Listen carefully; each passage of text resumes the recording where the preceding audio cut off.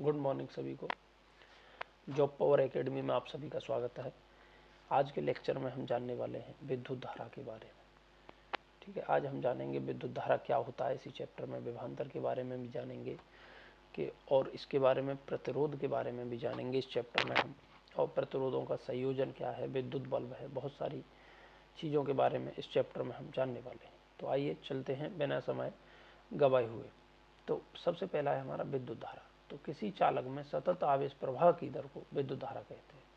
इसकी दिशा सदैव धन आवेश से ऋण आवेश की ओर होती है।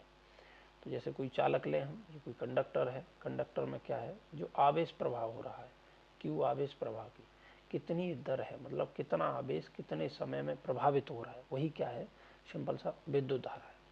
और विद्युत धारा की बात करें तो विद्युत धारा की दिशा मुक्त इलेक्ट्रॉन के प्रवाह के विपरीत होती है। ये बात मोस्ट मान सकते हो आप। जैसे अगर मुक्त इलेक्ट्रॉन इधर साइड जा रहे हैं, मुक्त इलेक्ट्रॉनों की दिशा क्या है, इधर साइड है, तो विद्युत धारा इसके विपरीत दिशा में सदैव चलेगी। तो और अगर चालक में ये पूछे विद्युत धारा, मतलब चालकों, विद्युत धारा केवल चालकों में ही प्रभावित होती है। इसका जो प्रभाव है केवल चालकों में ही देखा जाता है। जैसे धातुओं में देखा जाता है इसका, धातुओं में, अधातुओं में कभी ये प्रभावित नहीं होती, क्योंकि धातुएं क्या होती हैं, इनके पास फ्री इलेक्ट्रॉन होते हैं। धातुएं जो इलेक्ट्रॉन दान करती हैं, धातुएं जो इलेक्ट्रॉन ग्रहण करती हैं। तो ये दान कब करती हैं, इनके पास इलेक्ट्रॉन मुक्त अवस्था में पाए जाते हैं। जिसके पास मुक्त अवस्था में इलेक्ट्रॉन होंगे उसी में विद्युत धारा का प्रभाव होगा। ये पूछता है कि विद्युत धारा क्यों प्रभावित होती है, तो विद्युत धारा किसी भी चालक में मुक्त इलेक्ट्रॉन के कारण प्रभावित होती है। थोड़ा सा हम आवेश के बारे में जान लेते हैं। तो आवेश क्या होता है, Q बराबर एन। एन क्या है यहाँ पे, इलेक्ट्रॉनों की संख्या, और ई क्या है यहाँ पे, एक इलेक्ट्रॉन पर आवेश। और एक इलेक्ट्रॉन पर आवेश कितना होता है, 1.6 × 10⁻⁻19 कूलाम एक इलेक्ट्रॉन पर आवेश होता है। और इसका मात्रक क्या होता है, इसका मात्रक कूलाम होता है। इसका मात्रक क्या होता है, कूलाम इसका मात्रक हो जाता है। इसका आवेश का मात्रक कूलाम होता है। जैसे एक कूलाम आवेश की बात करें हम, तो एक कूलाम आवेश जो बनता है 6 × 10⁻18 इलेक्ट्रॉन, 6 × 10⁻18 इलेक्ट्रॉन के बराबर होता है एक कूलाम आवेश। ये भी पूछता रहता है कि एक कूलाम आवेश किसके बराबर होता है, 6 × 10⁻18 इलेक्ट्रॉन के बराबर होता है। तो विद्युत धारा पर आते हैं हम। विद्युत धारा क्या होता है, I बराबर Q/T, कि कितना आवेश कितने समय में प्रभावित हुआ। तो इसका मात्रक इस प्रकार क्या होगा, कूलाम प्रति सेकंड। इसका सबसे प्रसिद्ध मात्रक रहता है एम्पियर। विद्युत धारा के बारे में जाने, विद्युत धारा कैसी राशि है, तो विद्युत धारा एक अदिश राशि है। ये बहुत ज़्यादा पूछता रहता है, क्योंकि विद्युत धारा को सभी लोग सदिश राशि मानते हैं, जानते हैं, मतलब वो जानते हैं कि विद्युत धारा सदिश राशि होगी, लेकिन विद्युत धारा कैसी है, एक अदिश राशि, क्योंकि इसकी कोई डायरेक्शन नहीं है, क्योंकि इसकी अपनी डायरेक्शन नहीं है। जो आवेश की डायरेक्शन है, इलेक्ट्रॉन की डायरेक्शन है, वही इसकी डायरेक्शन हो जाती है, आवेश पे डिपेंड करती है ये। और विद्युत धारा का प्रभाव के बारे में जाने तो देखो, मैंने एक सर्किट बनाया हुआ है ऐसे करके, इसमें विद्युत धारा ये पॉजिटिव लिया है, ये नेगेटिव लिया है। तो इलेक्ट्रॉन किधर से किधर को जाएंगे, इधर साइड से इलेक्ट्रॉन इधर साइड को आएंगे, लेकिन विद्युत धारा की दिशा क्या होगी, इसकी विपरीत होगी। विद्युत धारा पॉजिटिव से नेगेटिव की ओर और इलेक्ट्रॉन नेगेटिव से पॉजिटिव की ओर जाएंगे। अब बात आती है कि किसी सर्किट में विद्युत धारा को किससे मापते हैं हम, तो किसी सर्किट में विद्युत धारा को अमीटर से मापा जाता है। विद्युत धारा को अमीटर से मापा जाता है।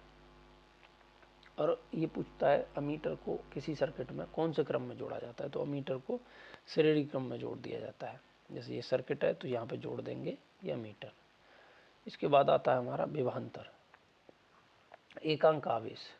विभवांतर क्या होता है, एकांक आवेश को एक बिंदु से दूसरे बिंदु तक ले जाने में जो कार्य किया जाता है उसे क्या बोलते हैं हम, विभवांतर बोलते हैं। जैसे ये कोई चालक है, ये कोई कंडक्टर है, ये ए बिंदु है, उसका ये बी बिंदु है, यहाँ से कोई क्यू आवेश है, इसको यहाँ से यहाँ तक ले जाने में जो डब्लू कार्य करना पड़ेगा, वही क्या होता है, उसका विभवांतर होता है। तो यहाँ से फॉर्मूला निकल के आता है बी बराबर W/Q। इसका मात्रक क्या हो जाता है, इसका मात्रक जूल हो गया, इसका कूलाम हो गया, तो इसके लिए इसका मात्रक क्या लिख दिया जाता है, जूल प्रति कूलम। इसका एक और मात्रक प्रसिद्ध मात्रक रहता है, उसको कहते हैं बोल्ट। इसका जो बोल्ट मात्रक है वो बोल्टा नाम के वैज्ञानिक थे इटली के, इनके सम्मान में इसका मात्रक बोल्ट कर दिया। इसका मात्रक क्या कर दिया, बोल्ट कर दिया। अब विभवांतर को किससे मापा जाता है सर्किट में, तो विभवांतर को वोल्टामीटर के द्वारा मापा जाता है सर्किट में। और वोल्टामीटर को कौन से क्रम में जोड़ा जाता है, तो वोल्टामीटर को हमेशा श्रेणी क्रम में, उसको श्रेणी क्रम में, इसको समांतर क्रम में जोड़ा जाता है। जैसे एक सर्किट बना है, ये कोई सर्किट है, ये प्लस माइनस, यहाँ पे एम्पियर लगा दिया जाएगा श्रेणी क्रम में, और वोल्टामीटर को समांतर क्रम में जोड़ा जाएगा। इसके बाद आता है हमारा ओम का नियम। ओम का नियम क्या कहता है कि जैसे यदि कोई चालक है, चालक की भौतिक अवस्थाएं जैसे लंबाई, क्षेत्रफल, ताप, दाब अपरिवर्तित रहे, न बदलें, तो चालक में बहने वाली धारा और चालक के सिरों के मध्य विभवांतर की अनुक्रमानुपाती होती है। ये क्या होती है, इसके अनुक्रमानुपाती होती है। तो B प्रोपोर्शनल टू I क्या होता है, यहाँ पे B प्रोपोर्शनल टू I हो जाता है। यहाँ पे इस प्रोपोर्शनल को हटा के और इक्वल टू का चिन्ह लेने के बाद यहाँ पे कांस्टेंट लगा दिया हमने R, तो V बराबर फार्मूला बन के तैयार हो जाता है हमारा IR। B बराबर क्या हो जाता है, IR। R क्या है, यहाँ नियतांक है। R बराबर निकालोगे, जैसे B और I का रेशियो निकालोगे तो वो क्या आएगा, सदैव कांस्टेंट आएगा हमारा, सदैव क्या मिलेगा हमें, कांस्टेंट ही मिलेगा। इसके बाद आता है हमारा विद्युत प्रतिरोध। विद्युत प्रतिरोध क्या होता है, इसको सिंपल भाषा में समझ सकते हैं। कोई भी चालक है, चालक अपने अंदर से विद्युत धारा के प्रवाह का कितना विरोध करता है, वही क्या होता है, उसका प्रतिरोध होता है। अब जितना ज़्यादा वो विरोध करेगा उतना ही ज़्यादा क्या होगा, उसका प्रतिरोध ज़्यादा होगा। तो चालकों में देखा जाता है जो कंडक्टर हैं, धातुएं हैं, उसका प्रतिरोध कम होता है, लेकिन अधातुओं का प्रतिरोध इतना ज़्यादा होता है कि वो अपने अंदर से विद्युत धारा को निकलने ही नहीं देती है। जैसे चालकों का वह गुण जिसके कारण उसमें प्रभावित होने वाली धारा का विरोध करता है, चालक का प्रतिरोध कहलाता है। इसे डिनोट किससे करते हैं, इसे R से डिनोट करते हैं। R बराबर होता है V/I। R बराबर क्या हो जाता है हमारा, B/I। R बराबर B/I। और R क्या है, एक अदिश राशि है। प्रतिरोध क्या है, एक अदिश राशि है। इसका मात्रक ओम होता है। इसका मात्रक पूछता रहता है, इसका मात्रक क्या है, ओम होता है। अब हम जानते हैं आगे चालक के प्रतिरोध की निर्भरता। चालक का जो प्रतिरोध है वो किस किस पर निर्भर करता है, तो चालक का प्रतिरोध उसके तार की लंबाई पर निर्भर करता है। R प्रोपोर्शनल टू क्या हो जाता है, L। यदि लंबाई बढ़ेगी तो उसका प्रतिरोध भी बढ़ेगा। जैसे ये क्वेश्चन पूछता रहता है, जैसे किसी चालक की, यहाँ से घुमा घुमा के बहुत सारे क्वेश्चन पूछता है, यहाँ से क्लियर कर लेना। जैसे किसी चालक की तार की लंबाई 2 गुनी कर दी जाए तो प्रतिरोध कितना गुना होगा, तो प्रतिरोध कितना गुना हो जाएगा उसका, 2 गुना ही। अगर 4 गुनी करते हैं तो 4 गुना हो जाएगा, आधा करते हैं तो प्रतिरोध भी आधा ही हो जाएगा इसके। दो यहाँ पे लिख रखा है, जितना लंबा तार होगा उसका प्रतिरोध भी उतना ही अधिक होगा, क्योंकि लंबाई बढ़ेगी तो उसका प्रतिरोध भी बढ़ जाएगा। अब क्षेत्रफल पर कैसे डिपेंड करता है, तो क्षेत्रफल पर उल्टा डिपेंड करता है। R प्रोपोर्शनल टू 1/एरिया। एरिया अगर घटेगा तो प्रतिरोध बढ़ेगा, और एरिया बढ़ेगा तो प्रतिरोध कम होगा। ठीक है, अगर एरिया को 2 गुना कर दिया जाए, जैसे ये पूछे कि एरिया पहले A था और अब A से क्या कर दिया, 2A कर दिया, तो ये क्या हो जाएगा, इसका आधा हो जाएगा। जैसे यहाँ पे A की जगह पे 2A लगाओगे तो प्रतिरोध क्या हो जाएगा, आधा हो जाएगा। अगर 4 गुना करोगे इसको एरिया को तो 1/4 हो जाएगा ये। तो यहाँ पे लिख रखा है मैंने, मोटे तार का प्रतिरोध कम व पतले तार का प्रतिरोध अधिक होता है। चालक के तार, ये चालक का जो प्रतिरोध है वो तार के ताप पर भी निर्भर करता है। ताप पर कैसे करता है, R proportional to T। R के सीधा क्या है, ये अनुक्रमानुपाती होता है। या ताप बढ़ेगा तो क्या होगा, उसका प्रतिरोध भी बढ़ेगा। चालक के ताप बढ़ाने पर प्रतिरोध में वृद्धि होती है। इसके बाद क्या आ जाता है, विशिष्ट प्रतिरोधकता। इसके बाद हम जानेंगे विशिष्ट प्रतिरोधकता, ये क्या होता है। देखो जैसे हम पीछे पढ़ के आए हैं, R proportional to L upon A, इसके अनुक्रमानुपाती, इसके व्युत्क्रमानुपाती। इस कांस्टेंट को हटाने के बाद यहाँ पे रो ले लिया जाता है। इस कांस्टेंट को हटाने के बाद इसके स्थान पर रो ले लिया जाता है। अगर रो का वैल्यू निकालें तो ए इधर जाएगा इसके मल्टीपल में और एल यहाँ पे आएगा, तो रो बराबर क्या है, आर ए अपॉन एल। तो इसका मात्रक पूछता रहता है, इसका मात्रक ओम मीटर होता है। प्रतिरोध का मात्रक केवल ओम, और विशिष्ट प्रतिरोध या प्रतिरोधकता का मात्रक ओम मीटर होता है। यह है ये विशिष्ट प्रतिरोधकता है या प्रतिरोधकता है, वो किसी पदार्थ के प्रकृति पर निर्भर करती है कि उसकी प्रकृति कैसी है। ये कई बार पूछ चुका है। अब इसके बाद पढ़ते हैं प्रतिरोधों का संयोजन। तो प्रतिरोधों का संयोजन दो प्रकार से किया जाता है, एक तो श्रेणी क्रम में और एक समांतर क्रम में।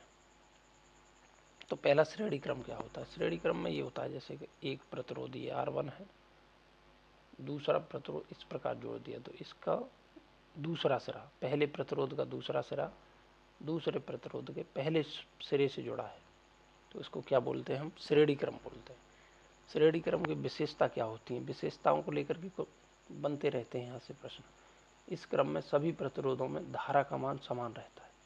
तो श्रेणी क्रम की पहली विशेषता क्या है, यहाँ पे धारा का मान समान रहता है। विभिन्न प्रतिरोधों के सिरों के मध्य विभवांतर भिन्न भिन्न होता है और विभवांतर क्या हो जाता है, अलग अलग हो जाता है। यहाँ पे श्रेणी क्रम में प्रवाह का मार्ग एक ही होता है, धारा के प्रवाह का मार्ग क्या होता है, एक ही होता है। यदि प्रतिरोध टूट जाए, कोई भी एक प्रतिरोध टूट गया तो सभी प्रतिरोधों में धारा का प्रवाह रुक जाता है।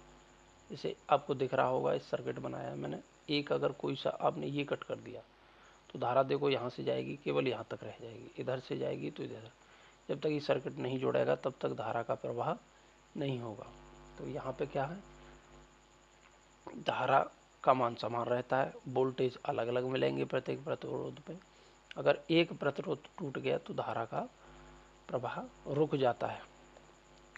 यहाँ पे देखो ये फॉर्मूला केवल तुम्हें ध्यान रखना है, V1 बराबर निकाला हमने IR1, ऐसे ही V2 की वैल्यू निकाल ली है, V3 की। इन सबको जोड़ने के बाद केवल आपको फॉर्मूला ध्यान रखना है, R बराबर R1 plus R2 plus R3। इसका क्वेश्चन में यूज करने वाले हैं। इसका उपयोग कहाँ पर किया जाता है, त्योहारों तथा खास अवसरों पर भवनों की सजावटी वाली लड़ियों में इसका उपयोग किया जाता है। जो झालरें आती हैं उसमें ऐसे बहुत सारे बल्ब लगे होते हैं, आपने देखा भी होगा जब हम लाते हैं दीपावली पे या बहुत सारे त्योहारों पे या कोई फंक्शन है तब लड़ियाँ लाते हैं, उसमें से एक भी बल्ब फ्यूज हो गया तो बाकी की झालर पूरी ख़राब हो जाती है। ये इसका घाटा है इस क्रम का, लेकिन फ़ायदा क्या है इसका, धारा समान मिलती है सभी जगह पे। इसके बाद आता है हमारा समांतर क्रम। इसके नाम से ही लग रहा है, समांतर का मतलब दो या तीन प्रतिरोध एक दूसरे के समांतर लगे हों, ये प्रतिरोध हैं, तो उसको क्या बोलेंगे हम, समांतर क्रम। इस क्रम में इसकी विशेषता क्या है, इसकी विशेषता है इस क्रम में सभी प्रतिरोधों में धारा का मान अलग अलग रहता है। यहाँ पे धारा का मान अलग अलग है, लेकिन वोल्टेज का मान जो सिरों के मध्य विभवांतर है वो समान रहता है।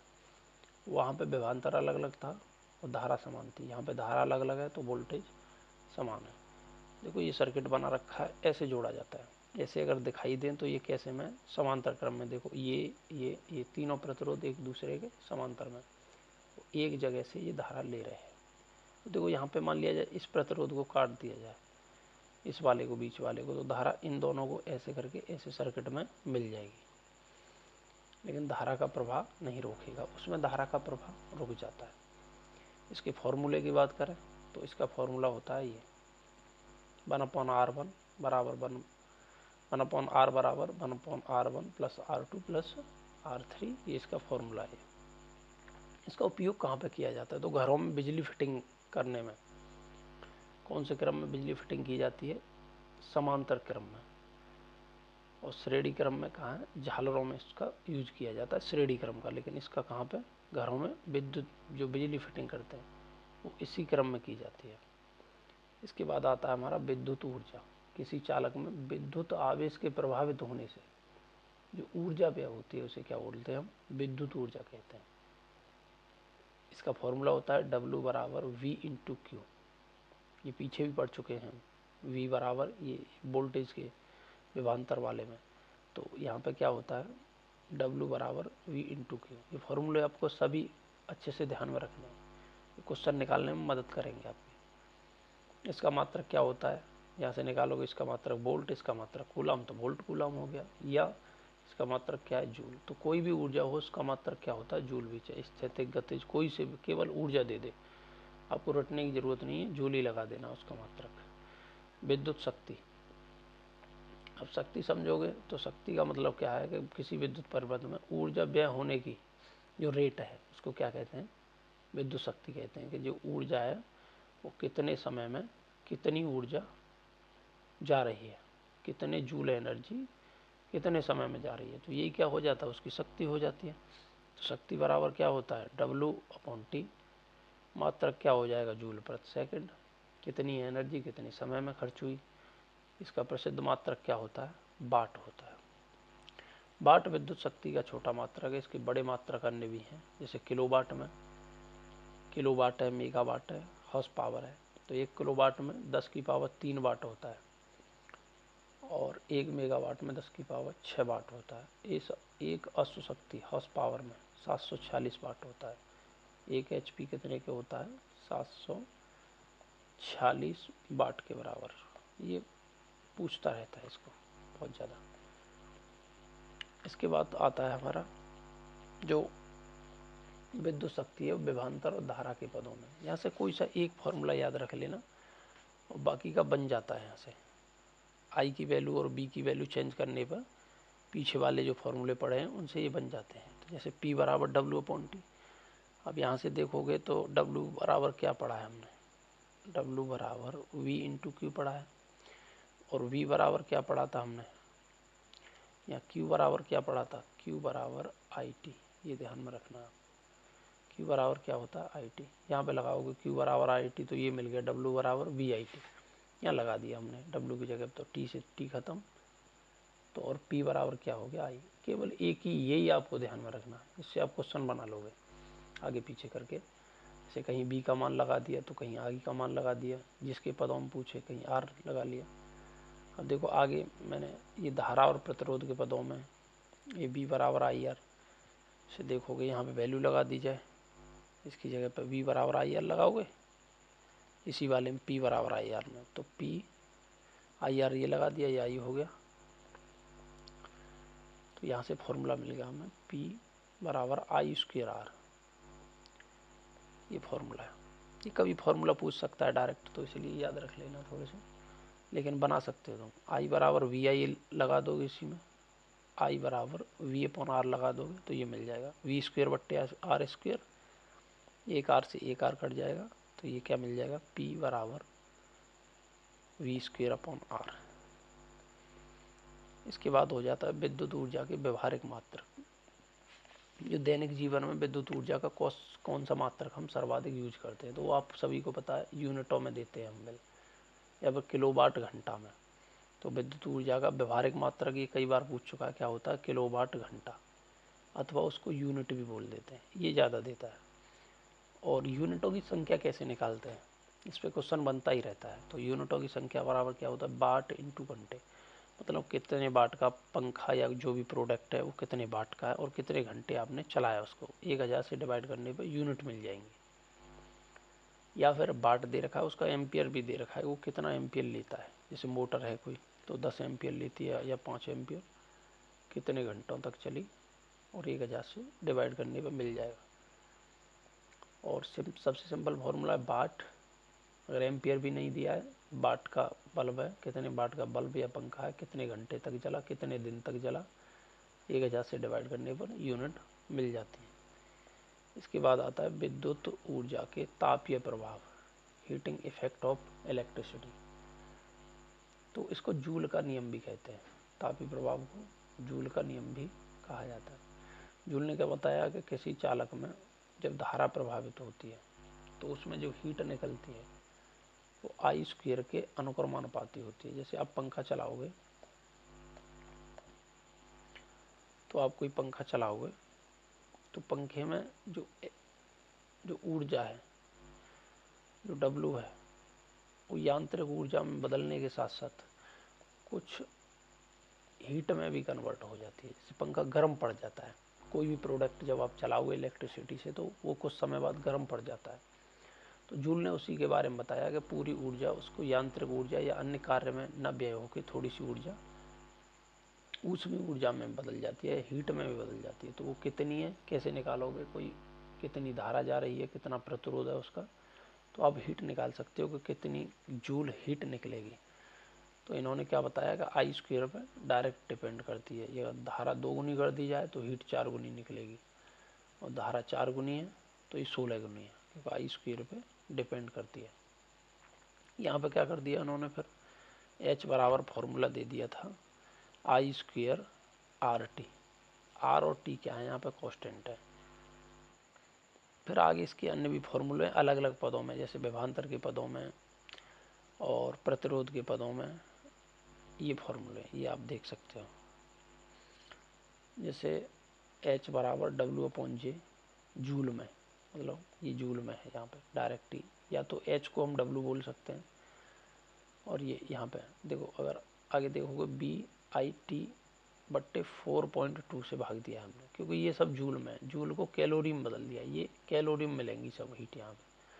B²T/R गुणा 4.2, यहाँ पे ये बट्टे में भाग दे दिया। यहाँ पे I²RT में 4.2 से भाग देने पर तो ये कैलोरी में ऊष्मा मिल जाएगी कि इतने कैलोरी ऊष्मा निकली, क्योंकि 1 कैलोरी बराबर 4.2 जूल।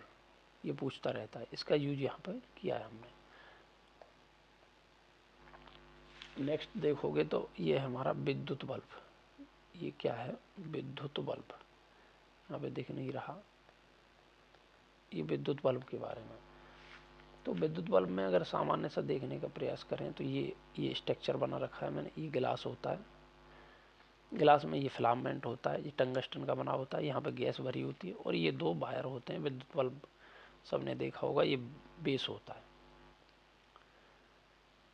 तो अगर इसमें देखोगे यहाँ पे, तो बल्ब का जो तंतु है वो प्रतिरोध की तरह कार्य करता है। बल्ब का तंतु प्रतिरोध की तरह कार्य करता है उसमें। और बल्ब में होता क्या क्या है, बल्ब में अक्रिय गैस जैसे आर्गन, नाइट्रोजन गैस भरी रहती है, जिससे ये फिलामेंट है, ये तंतु है, ये ऑक्सीकृत ना हो। बल्ब में तंतु ऐसी धातु का बना होता है जिसका गलनांक काफी उच्च होता है। किसका बना होता है, टंगस्टन का। ये पूछता रहता है। विद्युत बल्ब में टंगस्टन का प्रयोग किया जाता है तंतु को बनाने में, जिसका गलनांक ये मोस्ट है, ग्रुप डी पूछ चुका है इसे, 3380 सेल्सियस होता है। इसका गलनांक क्या होता है, 3380 सेल्सियस। तंतु का प्रतिरोध अधिक होता है इसका। इसके बाद आ जाता है हमारा विद्युत इस्त्री। इसमें धातु की एक कॉइल लगी होती है जिसका गलनांक उच्च होता है। इसे एलिमेंट कहा जाता है। धातु की जो कॉइल लगी होती है उसे क्या बोलते हैं, एलिमेंट। और एलिमेंट किसका बना होता है, नाइक्रोम का बना होता है। ये पूछता रहता है, नाइक्रोम किस किस से मिलकर बना होता है, 80% निकेल और 20% क्रोमियम। जैसे नाई से देखोगे एन से निकेल लगा सकते हो, क्रोम से तो क्रोमियम है ही है यहाँ पे।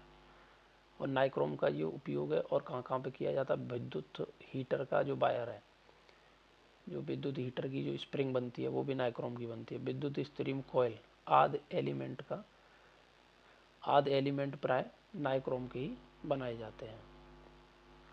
विद्युत फ्यूज, इसे घरों में उच्च विद्युत धारा प्रभावित होने की स्थिति में सुरक्षा के लिए उपयोग में किया जाता है। इसका गलनांक पूछता रहता है। इसका गलनांक क्या होता है, निम्न होता है। ये बना किससे होता है, पीवी और एसएन से मिलकर के बना होता है। लेड प्लस टिन का ये बना होता है। ये मोस्ट है, इसे ध्यान में रख लेना। लेड और टिन का ये बना होता है मिलकर के। मैंने कुछ ये चित्र डाल रखे हैं, ये चित्र पूछ लेता है चित्र बना के कि विद्युत सेल का ये चित्र किसका है। तो ऐसा अगर चित्र दिखाई दे, सिंगल यहाँ पे और ये सिंगल यहाँ पे, तो ये विद्युत सेल है। अगर ऐसे ये डबल हो जाए, डंडे खड़े डंडे डबल हो जाएं, तो ये विद्युत बैटरी है। ये बैटरी का है। खुली प्लग कुंजी, ये खुली संजी है, ये स्विच है वो खुला हुआ है, अभी खुला प्लग है। ये बंद संधि ये है, मतलब ये स्विच अभी चालू है स्विच। तार संधि ये है, बिना संधि के तार क्रॉसिंग ऐसे कराई जाती है। विद्युत बल्ब का सिंबल है, जानते हैं, ये ध्यान में रख लेना, ये पूछता रहता है। ये प्रतिरोध का चिन्ह है, और प्रतिरोध के में अगर काट दिया जाए, प्रतिरोध को अगर काट दिया जाए ऐसे करके डैश के द्वारा या ऐसे करके, तो इसको क्या बोला जाता है? धारा नियंत्रक। धारा नियंत्रक अमीटर है ये, और ये वोल्ट मीटर है। तो आज का वीडियो हमारा यहीं पे समाप्त होता है। आज का वीडियो आपको कैसा लगा ये कमेंट में बताएं, और वीडियो को ज़्यादा से ज़्यादा शेयर करें, लाइक भी करें, और चैनल को सब्सक्राइब भी करें। ठीक।